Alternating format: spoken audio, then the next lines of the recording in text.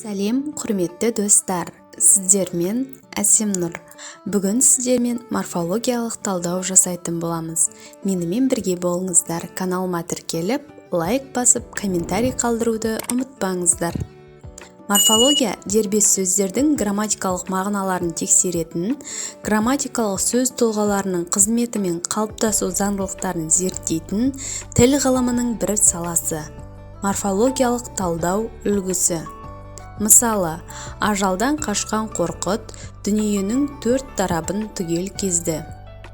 Ажалдан ажал не зат есім, ажалдан туынды дара, дерексіз, жалпы зат есім.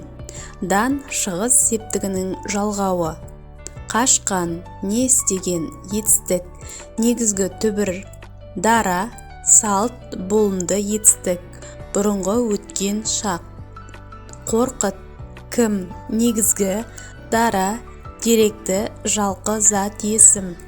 Дүниенің, не, дүние, зат есім, дүниенің туынды, дара, дерексіз, жалпы зат есім. Нің ілік септігінің жалғауы. Төрт, неше, сан есім.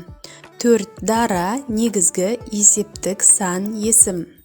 Тарабын, не, зат есім, тарап, туынды, дара, дерексіз, жалпы зат есім. Түгел, жалпылау есімдігі.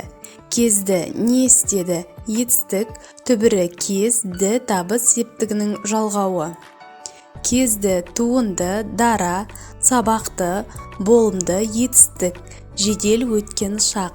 Сіздермен болған Әсемнұр. Каналыма тіркеліп, лайк басып, комментарий қалдыруды ұмытпаңыздар. Келесі тақырыбымызда сөйлем мүшелеріне толығырақ тоқталатын боламыз. Назарларыңызға рахмет.